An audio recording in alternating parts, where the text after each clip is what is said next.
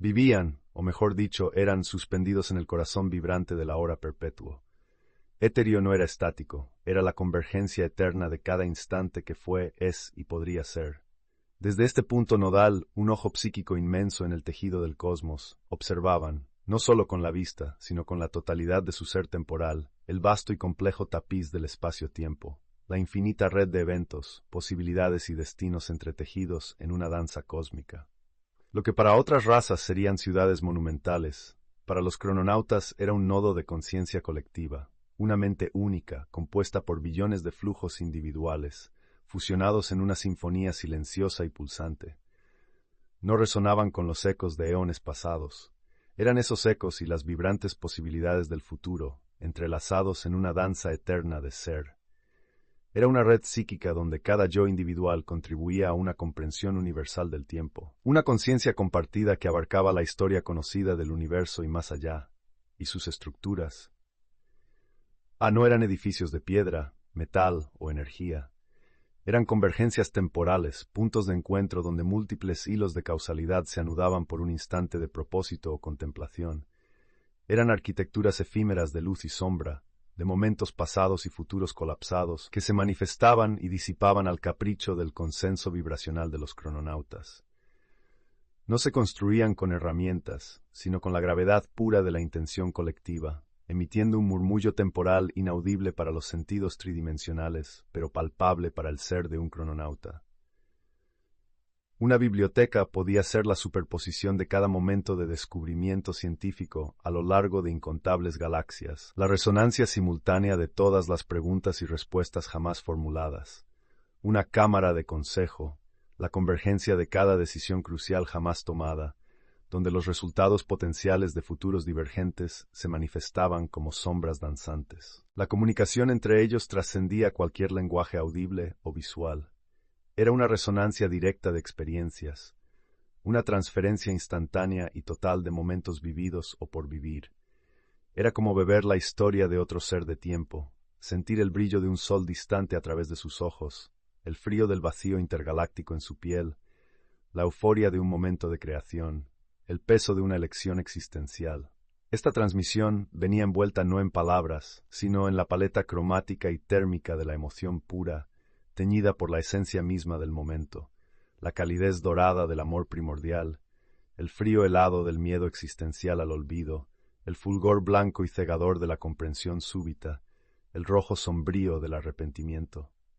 Un simple encuentro podía ser un viaje compartido a través del nacimiento turbulento de una galaxia, la contemplación melancólica del fin de un universo distante, o el suspiro silencioso de un amor perdido en una era efímera, todo experimentado en un instante compartido. Este modo de ser, esta existencia en el corazón mismo del tiempo, no era pasiva. Los crononautas eran los guardianes etéreos de la estructura misma de la causalidad, los equilibristas cósmicos del flujo temporal. Su propósito no era gobernar o dirigir, sino vigilar con una paciencia que solo eones pueden forjar, y equilibrar las vastas y a menudo turbulentas mareas del tiempo. No intervenían activamente en los eventos de las líneas de tiempo inferiores, las realidades tridimensionales con sus dramas apasionados pero efímeros, a menos que una anomalía amenazara la estructura fundamental del propio tiempo, un nudo gordiano en la causalidad, una paradoja autodestructiva que podría borrar eras, un quiebre en la continuidad que desgarraría el tapiz. Sus formas fluidas, esas esculturas vivientes de historia y futuro, a menudo reflejaban los eventos, conceptos o incluso seres con los que resonaban más profundamente en ese ahora. Un crononauta joven, con una conciencia que apenas comenzaba a explorar las corrientes, podría manifestarse como el brillo efímero de una estrella recién nacida, o la trayectoria perfecta de un proyectil interestelar surcando el vacío. Un crononauta que había presenciado el apogeo y la caída de una civilización galáctica entera podría adoptar la arquitectura intrincada de sus ciudades celestes, la complejidad de sus tecnologías, el patrón de sus migraciones, todo encapsulado en su cuerpo luminoso y cambiante, una historia contada sin palabras. Y un crononauta anciano, uno que había existido a través de vastas extensiones del tiempo subjetivo de Éterio, su conciencia saturada con innumerables eones de observación y experiencia, podría manifestar formas tan complejas que desafiarían la percepción de cualquier ser tridimensional. Mosaicos de universos en colisión, el ciclo completo de una galaxia desde el polvo primordial hasta el agujero negro central, la estructura misma de una paradoja resuelta o un bucle temporal cerrado, todo vibrando simultáneamente dentro de su esencia temporal. Eran, en esencia, historias andantes, encarnaciones de los momentos más significativos del cosmos, testigos vivientes de todo lo que el tiempo había sido y prometía ser. Etéreo en su perfección conceptual parecía invulnerable, pero incluso en un lugar construido de tiempo y pensamiento, la estabilidad no estaba garantizada.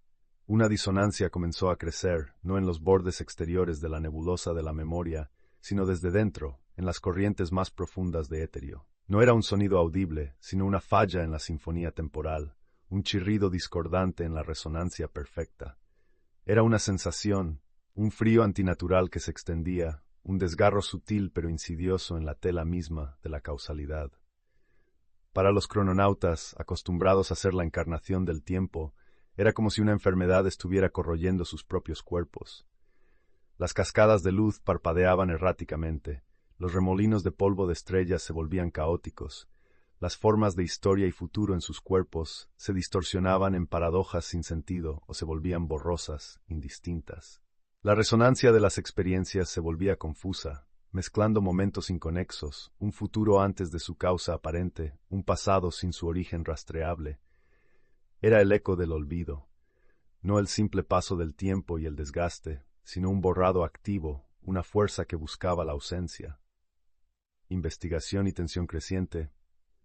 Un crononauta en particular, conocido por su profunda conexión con el ahora, el punto focal de toda existencia temporal, y su agudeza para detectar las más mínimas fluctuaciones en el flujo, llamémosle Elian, manifestándose en ese instante como un remolino constante de constelaciones recién nacidas, un patrón de luz y sombra que vibraba con la urgencia de la novedad, sintió la disonancia más fuerte que la mayoría.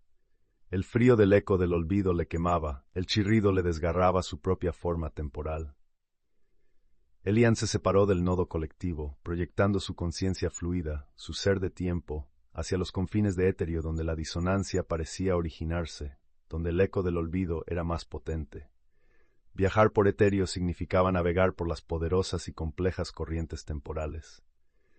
Elian se movió a través de la nebulosa de la memoria, sintiendo los susurros de billones de años de historia, el potencial latente de incontables futuros.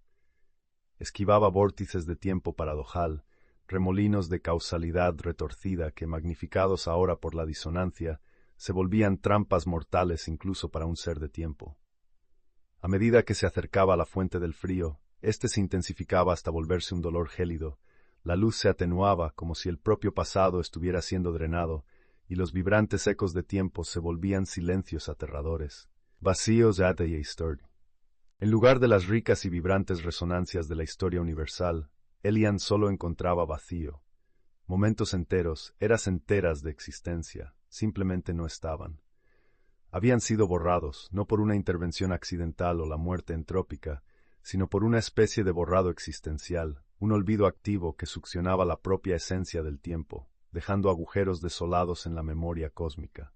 Era como si alguien estuviera arrancando páginas de un libro, pero las páginas no solo desaparecían, sino que la historia misma escrita en ellas dejaba de haber sucedido.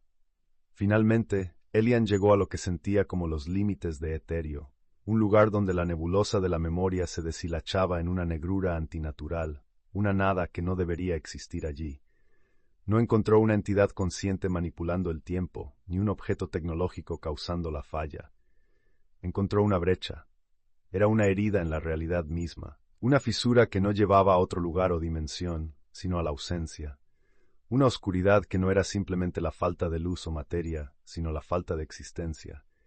Y desde esta brecha emanaba el eco del olvido, una antirresonancia que activamente desmantelaba el tiempo, la memoria y la conciencia a nivel fundamental. Era la antítesis del ser crononauta. Lo más aterrador para Elian, el ser hecho de historia y futuro, era lo que no sentía cerca de la brecha. No había ecos del pasado, no había vibraciones del presente, no había potencial del futuro. Era un silencio temporal absoluto. La brecha era un agujero negro para la causalidad, un vacío que borraba no solo los eventos, sino la posibilidad misma de que los eventos pudieran suceder.